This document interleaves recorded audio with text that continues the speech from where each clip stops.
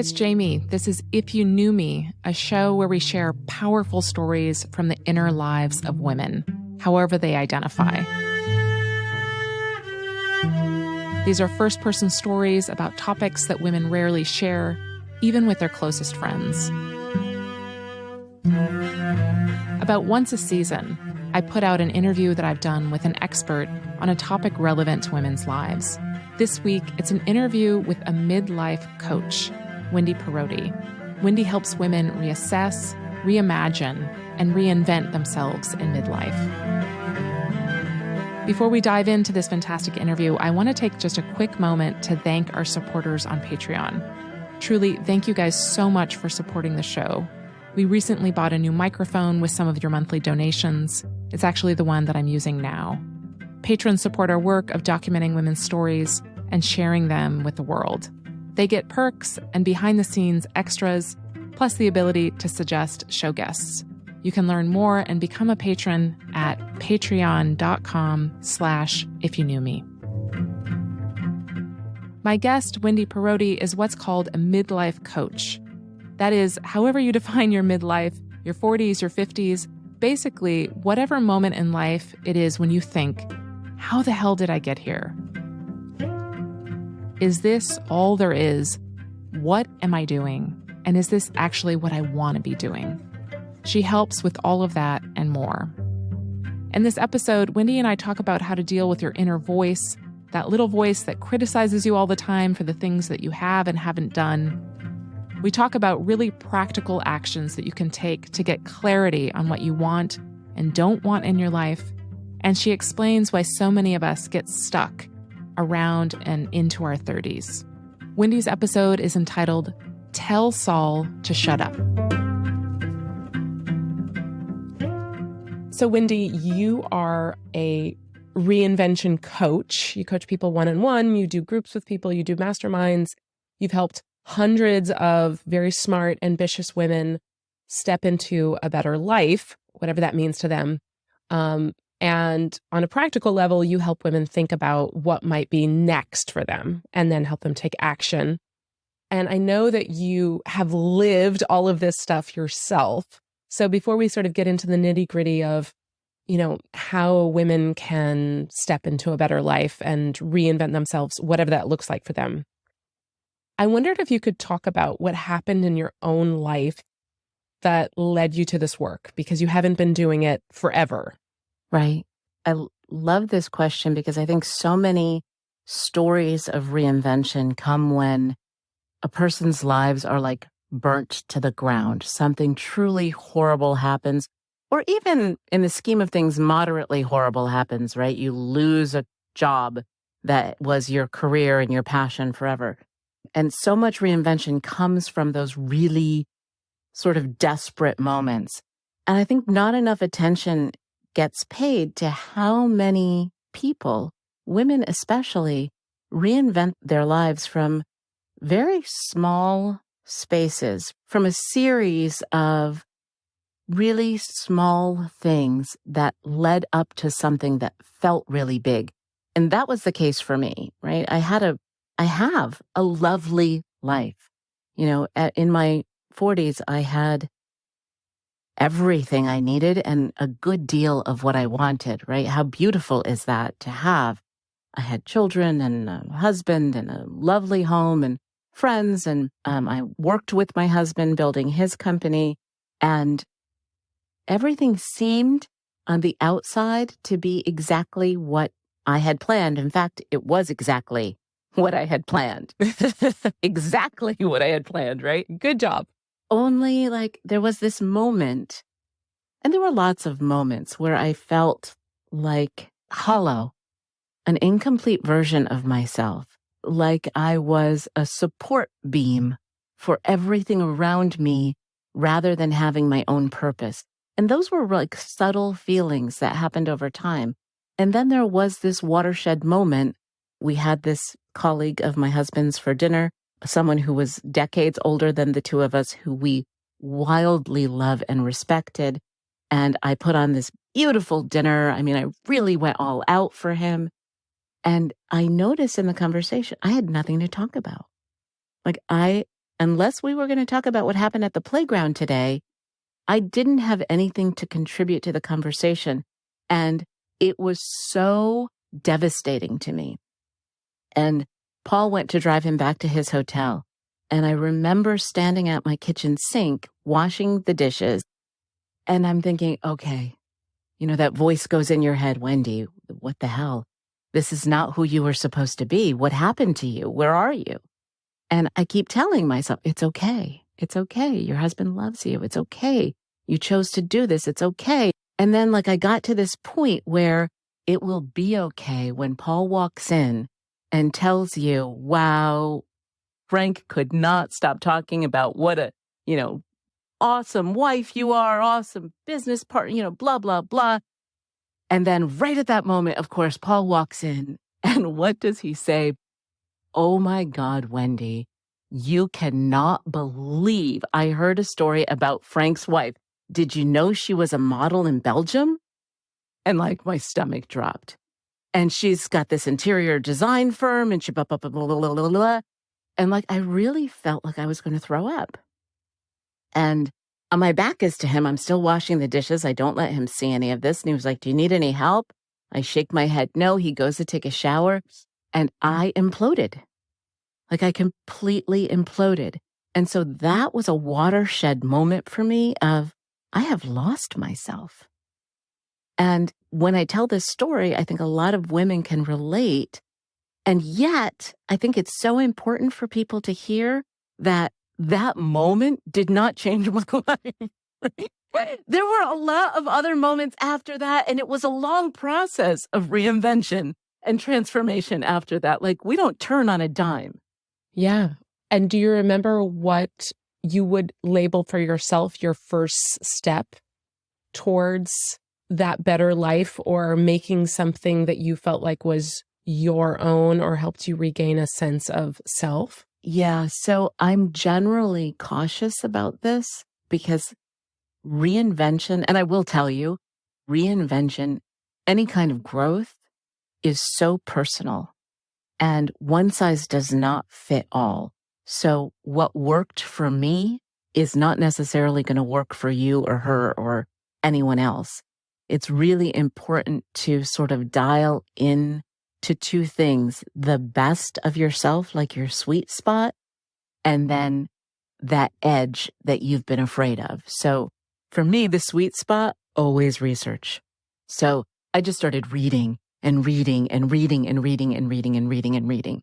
And the more that I read, the more that I came back alive, right? I stopped reading about how to be a mom and I started just reading self-help books. I read about coaching. I read about a lot about neuroscience, why we are the way we are, how our physiology impacts our outcomes. And so I just read and read and read. And then that's the easy part, right? That's where everyone gets stuck, when we go into our sweet spot and we do the thing and it feels better, right? Eureka. The hard part is using whatever has come for you from that sweet spot. And for me, it was all of that exciting information and using it to push something against your own edge. And for me, it was telling my husband I didn't want to work at his company anymore. I was terrified to tell him, I want to go back to school. I want to get this certification. I want to start my own thing. I think I've got a passion for this.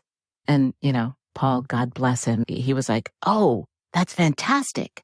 Start right now, And then I was terrified to tell him, and it ended up being a nothing thing.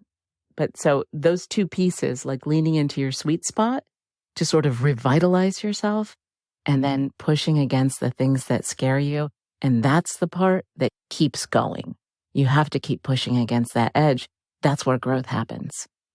When you're talking about this, it's making me think about this tendency that people have where they're more focused on what they're going to lose from the, let's say, the old world, quote unquote, than focusing on what they might gain or imagining what they might gain from transitioning into something new, if that's a new job or starting a new business or getting out of a relationship or moving to a new city or a new country.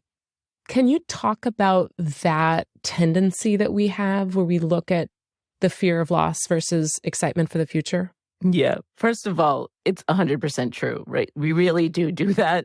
And it's crazy, right? But we do. And there have been numerous studies. I think the most famous one was they give a bunch of college kids $5 and they measured their happiness level before and after. And then the same college kids, they took $5 away and they measured their happiness level before and after.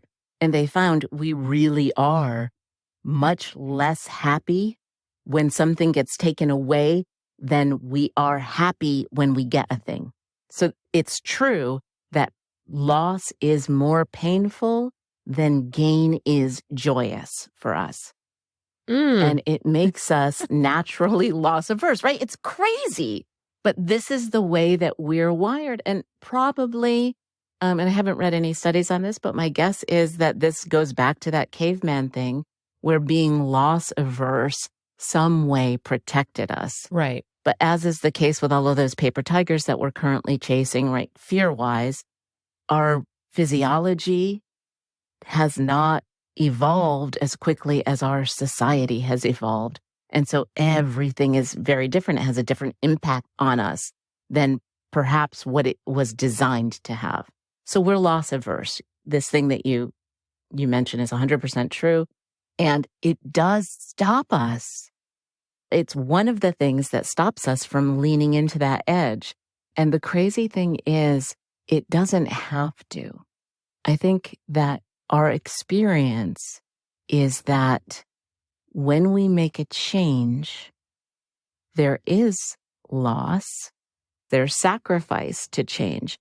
But here's the thing, so much of how we operate happens under our radar. So much of what we do and how we behave is completely on autopilot. And so those losses are also on autopilot. It doesn't mean that it's not real. However, it does mean that with intentionality, you get to choose. So in some of the groups that we run, some of the programs that we run, we do this exercise, and so many women bristle against this. I ask them, what do you love about your life right now? What do you hate about your life right now? And half the room is like, I don't use that word hate. Right. But it's an important word because I really want you to dial into that thing that you would drop like it was poison viper if you could, right? And what are the things that you tolerate? And that's kind of a super important piece too, other than what we're talking about.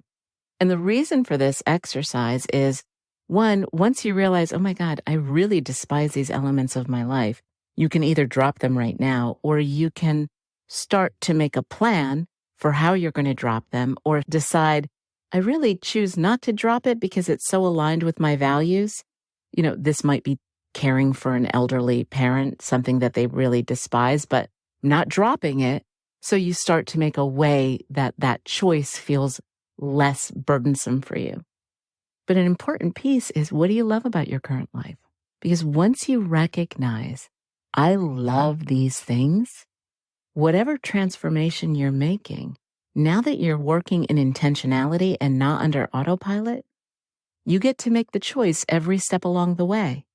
Am I going to miss the baseball game because I'm taking this opportunity? Whether you say yes or no, it's up to you. So you're not losing the thing. It's not being stripped away from you. And once we're in that space of choice, that loss aversion sort of has much less impact on us. So I'm trying to kind of think of a really common or practical example of these autopilot things that you're talking about, because I'm trying to help our listeners understand, like, how does this show up in my life? What are you talking about, Wendy? What am I doing on autopilot that I can maybe bring into greater consciousness? Yeah. So 40% of your life is occurring on autopilot. This is why we can walk and chew gum at the same time. It's why we learned to drive vehicles. It's why we're able to use these smartphones and this technology that completely befuddled me the first time I had one in my hand, right? It's that once you repeat something enough times, the brain says, okay, know how to do this. And I see it, and you're on autopilot. right? Those functions are just on autopilot. And it's not just the things that we practice and learn as skills that are on autopilot. Every thought you've repeated about yourself over and over again, that's on autopilot. You're not intentionally having that thought. Any little trigger in your environment that brings a negative emotion to you is automatically going to use as evidence this negative thought that you've repeated. That's autopilot. One of, I think, the most powerful versions of autopilot that people don't understand are the way that it impacts communication in our relationships. I don't think there's a person on the planet who doesn't have at least one person that they love that they wish that they could communicate better with. But every time they start a conversation, no matter how good their intentions are, they end up in the exact same place over and over again. Right? Can you relate to that? Oh, yeah. I can think of at least one. Right? And we get so frustrated. And, sometimes in parenting, that happens. Like our kids go through different stages of life, and I just want to get this. I want this to be a better conversation. And boom, it ends up in the same place over and over. And usually happens with people that we work with every day or people in our family that we're with, because that autopilot takes a lot of repetition. And what's happening there is, even though you have the intention of having a specific kind of conversation, everything about your physiological response, your body language, is giving cues to the person sitting across from you. And theirs are giving cues to you that set off your default autopilot patterns of communication. And as that happens, it sets off their autopilot. And the next thing, before either of you know, you're having the same conversation that you have every single time. And you're both so frustrated. And you probably both go through cycles of blaming yourself and then blaming the other person for why that's happening. And neither is at fault. It is all your physiology. Learning how to sort of hack that and step out of that, you break the pattern. And when the pattern is broken, everything is possible again. That sounds scary and thrilling. Isn't everything that's thrilling also scary? I think so. I want to talk about how it seems that so many women and men as well, but people arrive at a point in their lives, often in midlife, where they have a similar experience to what you were talking about earlier, where it might have been subtle and quiet, but it's building. And maybe they are doing these things on autopilot that you're talking about. And then they finally kind of say, wait, I have to change something. Something isn't right here. And why do you think this happens to so many people in their middle-ish time of their life and feeling this need to transform or change what they're doing? Yeah. No one teaches us how to be intentional. Nowhere along the line of our cultures, or at least in Western culture, no one teaches us how to be present or intentional. And so what happens is, throughout our development, we take on the expectations of our culture. We take on the expectations of our family of origin. We take on the expectations of our peer groups.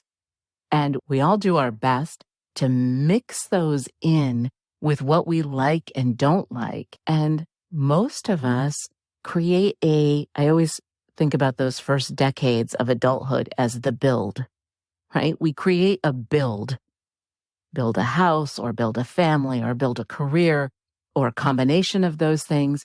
We create a build that is what we believe is what we want, because it's the best combination of who we believe we are and what we see as the expectations, as the choices that are in front of us. And those choices are so limited. And so for so many people, they complete the build. Okay, check. I did exactly what I planned to do. And it feels hollow.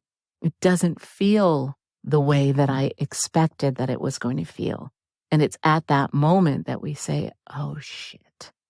I did everything. I did what I was supposed to do. What do I do now? And it's terrifying because we think we have to blow up everything or start from square one, or that the doors are closed now because I'm too old or I'm too set in these ways, or people expect these things of me, and to shift it would be to blow up their world. I mean, there's a lot to consider when you're in the middle of your life and you decide that you want to make a change. And, I want to bring up something that's really important here, because not everyone wants to make a huge change, right? We're talking about those big reinventions. It's so scary. But even small changes can be really, really difficult because, and again, this is an aspect of our physiology. So I'll give you an example of someone who decides they're going to lose weight, gained a lot of weight, or I've always been heavy all of my life. This is it. I'm going to lose weight. So you have to transfer a lot of the way you used to behave into a new pattern of behavior in order to make that kind of change. It's not just about, okay, I'm just going to go on a diet. We know that doesn't work. For people who lose weight and it stays off, it's because they've created a new way of being in life in multiple ways. And sure enough, they start to change. And then something happens to the people around them, even the people who are their biggest cheerleaders and supporters. The amygdalas inside those people no longer recognize you. And so that amygdala screams out, unfamiliar, unfamiliar. And whether they're consciously doing it, usually they're not, they will try and pull you back into a more familiar version of yourself because they need to feel less uncomfortable. Your newness makes them uncomfortable. And you're their person or one of their people. They want to feel comfortable around you. It's why anybody who's ever gone on a diet and lost weight, all of a sudden, way before you're near a healthy goal, people will start telling you, you're too skinny. You're still 30 pounds heavier than most of the people around you, but you're too skinny because to them, it's unfamiliar. So whether this reinvention that you're making is really relatively small and personal, or whether it's more wide-reaching, I want to change my career, and this might mean a different income. It might mean a different schedule. It might mean different things to not just me, but the people around me. There's a component of not just the way that we socialize ourselves and with one another, but our physiology that impacts how scary and difficult it can be. Right. When someone shifts, so you're the person who loses weight, and then it's not that other people aren't happy for you, but they suddenly have to sort of look at themselves in a new way, not necessarily about weight, but you have done something for yourself, and then it kind of like changes the dynamics of comfort. I don't know if that is in line with what you're saying. It's absolutely related to this. It is a second reason why change is so difficult. This first one that I'm talking about, purely physiological. Most of the people who are trying to pull you back into this more recognizable version of yourself, especially if they're your cheerleaders, that's coming from a place of complete physiology. Oh, this feels unfamiliar. I need it to feel more familiar. It's under the radar. It's not a conscious act. They try and pull you back in, partially out of fear and partially out of, if you do that and I don't or I haven't, what does that say about me? So what the heck are we supposed to do? What do I say to myself? What do I do? Maybe this brings me actually to something I wanted to ask you about, which is if you could give like 3 or 4 ideas for how we can start to support ourselves in whatever transition it might be. There are so many, so I'll bring up the ones that come to mind first. And if it's leaving a hole, ask me and we'll fill in that hole with another one. How's that? Great. So I love journaling and I use journaling with my clients often. Not everybody likes to journal. And so I always refer to it as noodling. You can do it with a paper and pencil. You can do it with a voice recorder. You can do it on Post-it notes. You can just do it in your own mind.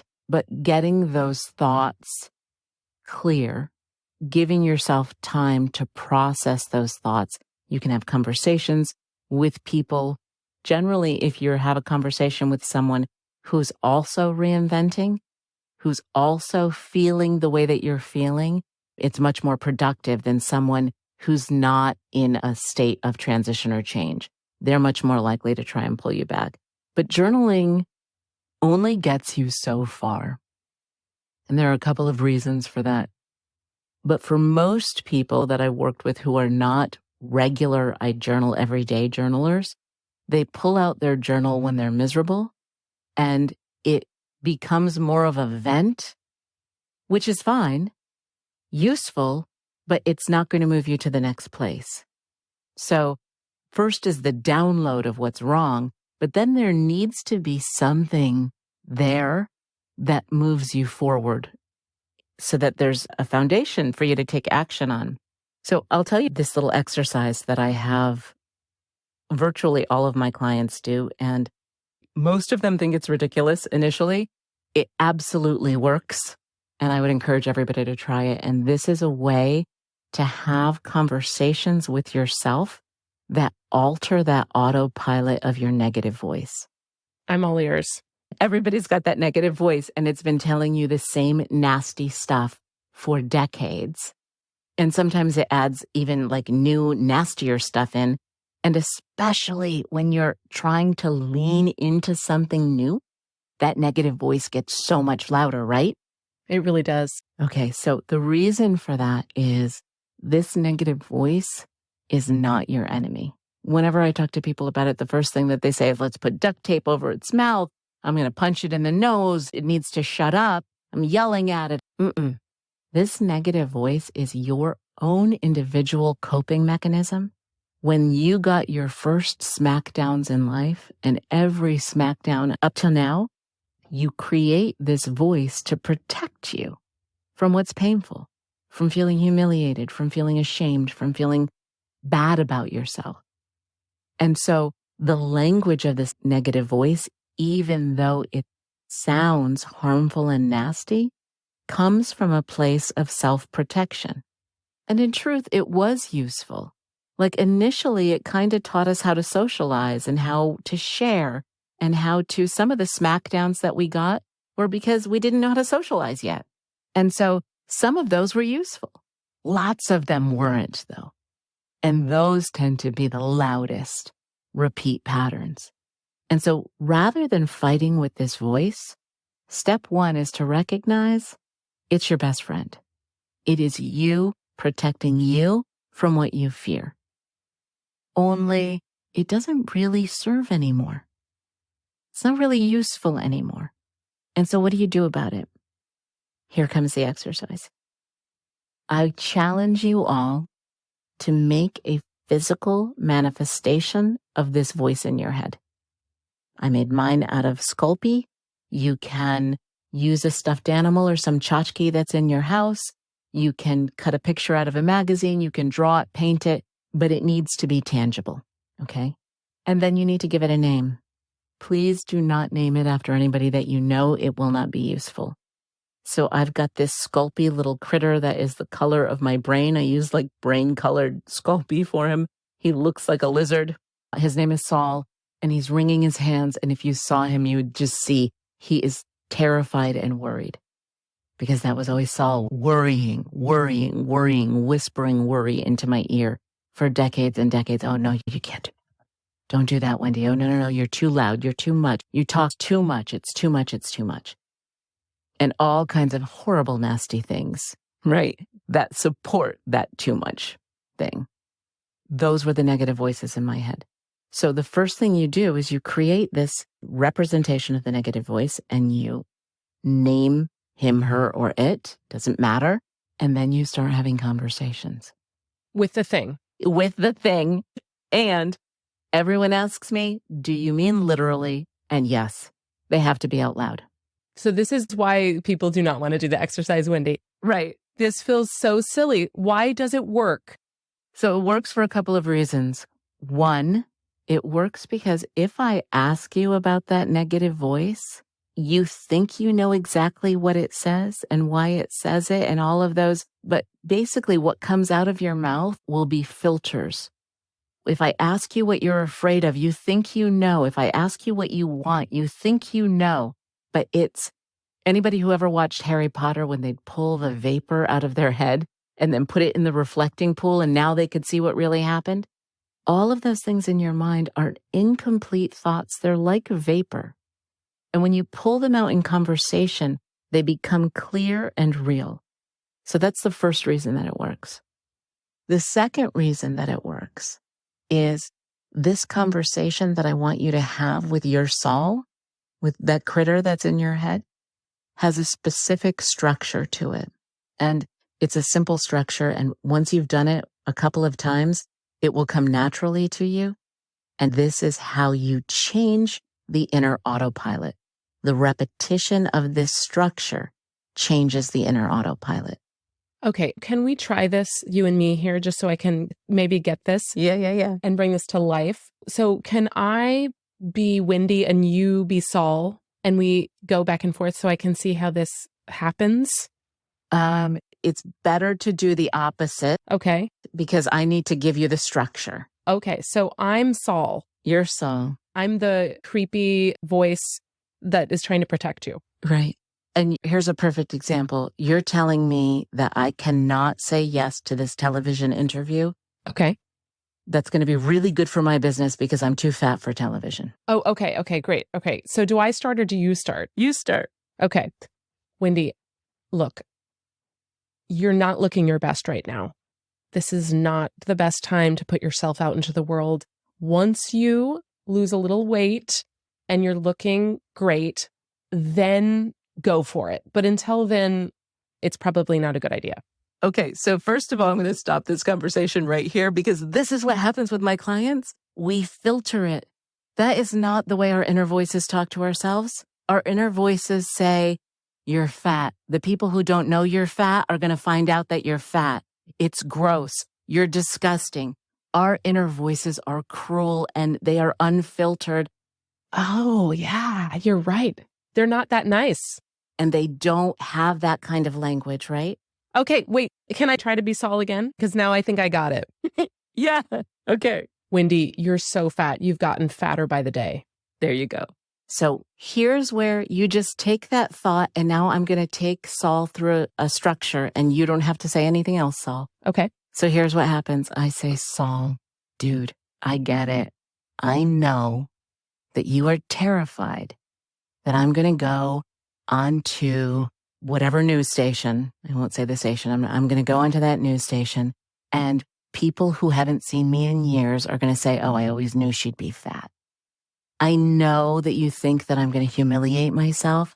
I know that you're trying to protect me from that. Okay, so that's part one. I am telling Saul that I get it. Okay. That's part one. I know you're just trying to protect me, Saul. Here comes part two. But I want this. I want this. And it's okay. It's okay if those things happen. I want it anyway. I'm a big girl now. I've been embarrassed before. I've felt bad about myself before. It's okay, Saul. I want this anyway. That's part two. Now I'm going to tell Saul what I'm going to do. Part three. So I'm going to take that interview and I'm going to feel really good about myself. And I've worked so hard to get this opportunity, Saul, that I'm not going to worry about anything except enjoying doing it. So see, part three is now I've told Saul exactly what I'm doing. And then part four, I'm going to give Saul another job. So you go and have a little rest, dude. You're on vacation. Everything's okay. So you can hear that what I've done is I've had a conversation with myself that said, I hear you. I know that this is real for you. And I know you're trying to protect me. I'm recognizing with compassion what's going on here. Rather than just trying to slam it down, the brain hates that, retaliates, makes Saul louder. And then I'm saying, but I want this anyway. I recognize the threat, but it's okay. I know it could happen, but that's okay. I want this anyway. And then I'm telling myself, and here's exactly what I'm going to do. And then I give that inner voice a place to rest. And the more that you have these conversations with yourself and you do it like through your own personality. Like for me, Saul and I, all those conversations had a lot of humor. I would make him a little superhero cape. I made him a little fake lollipop. Here, have a lolly. To me, it amused me and it lightened that whole conversation. And I did this several times a day for probably a year. But I'm a special case. Like really, I had a big negative voice. And then after that, once a week, and now Saul's up on my shelf. I rarely talk to Saul anymore. But it works because you're retraining your brain. You're telling it that you understand it. You know the risk. You're doing it anyway, why you're doing it. And okay, now let's just chill out and enjoy the ride. That is incredible and funny and weird and wonderful, Wendy. I'm going to do it. You know what? People are weird, Jamie. We pretend that we're not because we're taught to put masks on. I run groups of women, and these women, like some of them, you may have even heard of them. These are women who are impressive women. But you're an impressive woman. Lots of women listening are impressive women. Lots of women listening think that they're not. All I'm saying is underneath the mask, everybody is the same. All your weird stuff that you think that no one would be able to relate to, they will. We're all incredibly unique, and yet in so many ways, we are all the same. I believe it, and I know it. Yeah, but I'm going to do this, Wendy. But I really like this exercise. Is there any other exercise that you want to note? I'm going to give you two other things, and they won't take as long as that one will. I know we're running up on time here. The second one that I would say is really important is stop thinking about your life as a series of individual events that either succeed or fail and measuring yourself against them. It's completely manufactured. You have one big long life. It is one big long flow. It is not a series of events to measure yourself against.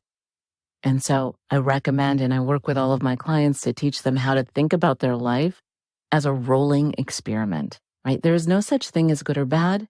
There is no such thing as right or wrong. It's just, does this serve or does this not serve? Was it useful or was it not useful? And so as you make choices in your life, think about it as an experiment. So that would be the second thing that I would recommend. Life is a rolling experiment. And the third thing is learn how to be in the present moment. We are big, big thinkers. Overthinkers. Oh my gosh, right? Thinking about what happened 5 minutes ago or 5 years ago and worrying about it and running it through in our head over and over and over again. It's okay to figure things out. It's okay to do a postmortem on something at the end of your experiment. Go ahead and look, but you only need to figure it out once. One time. Not refigure it out, rethink it through over and over and over again. That's rumination, and it keeps you tethered to the past. The other thing that we do is, in addition to our planning and list making and all of those things, once it's on the list, it's on the list. When that list item comes up, you do it in the moment. But what do? We're talking to our best friend or somebody that we really care about, and we're half listening to them and half thinking of the 3 things we need to do next. I hate that. Right? We're in the future then. So how much of our lives have everything that's real is in the present moment? Everything that is real is in this moment. How much of our lives have we completely missed because we were in the past or the future, which is merely a fabrication of our own minds? So learn how to get into the present moment. There are a million exercises for mindfulness. I have a ton of them on my website. One stone is one of them. Simple breathing technique. Anything that can bring you into the present moment will enrich your life exponentially. Well, I will definitely be putting your website in the show notes so people can go there and check out more ideas for this and supportive tools for reimagining their life. As we close, I have a question, which is a very big, broad one, which is, what's on the other side of fear? First of all, I'll go into the physiology. Fear and excitement feel the same way in the body, right? So we can tell ourselves, oh, wait, I'm not afraid, I'm excited. And that actually works because your fear, that pang in your stomach, that the spit drying up in your mouth, for me, my ears turn red, butterflies, feels the same as excitement, right? You're about to step on the stage and be a public speaker and you think you're terrified and you are afraid. You're afraid of flopping. You're afraid of it not going well. You're also excited. And those things feel the same way in the body. So understanding, okay, I'm excited. Changing that fear into excitement is definitely one of the key things that comes on the other side, right? Learning how to turn fear into excitement is what's on the other side.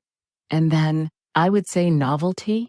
Our bodies and brains thrive on novelty.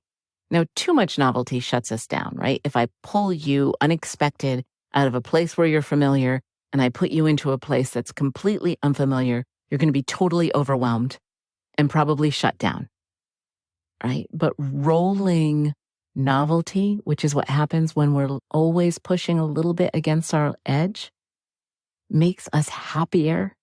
It makes us stronger. It makes us mentally stronger. It improves our heart rate, our blood flow, our blood pressure. It improves your sleep. It improves your creativity. It increases your happiness. Just that little bit of edge of pushing toward novelty, the body, mind, spirit all love it, and we thrive. It's not that life is ever going to be hearts and roses. That's not the human experience.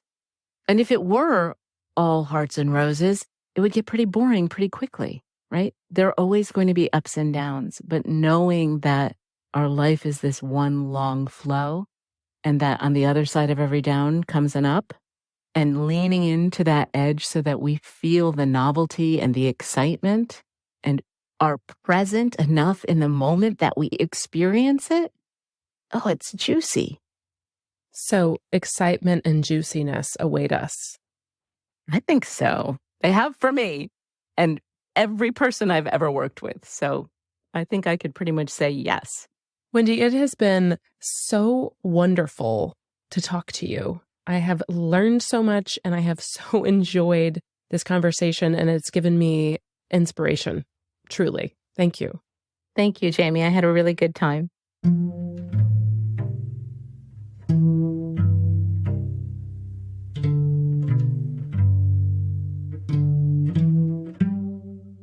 Thanks so much for listening to this week's episode. If you enjoyed this interview, take a moment and share it.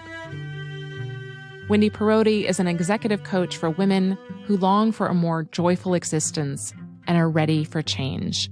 You can find a link to her personal website in the show notes. We're on Instagram at ifyouknewme.show and also on Facebook and LinkedIn. I'm on Instagram at Jamie_Younger. Those links are in the show notes as well. Last but not least, I want to thank our League of Women. At the end of 2022, we invited a select group of women leaders to help us expand and elevate this podcast with their time, talent, and resources. Our League members include Freda Hertz-Brown, Carrie Ahern, Christine Shook, Sister Monica Clare, Dawn Rude, Elizabeth Doer, Kara Garner-Pass, and Karen McNeil. This podcast is produced by me, Jamie Younger, and my husband, Pete Herkmans. Thanks so much for listening to If You Knew Me. We'll be back with you next week.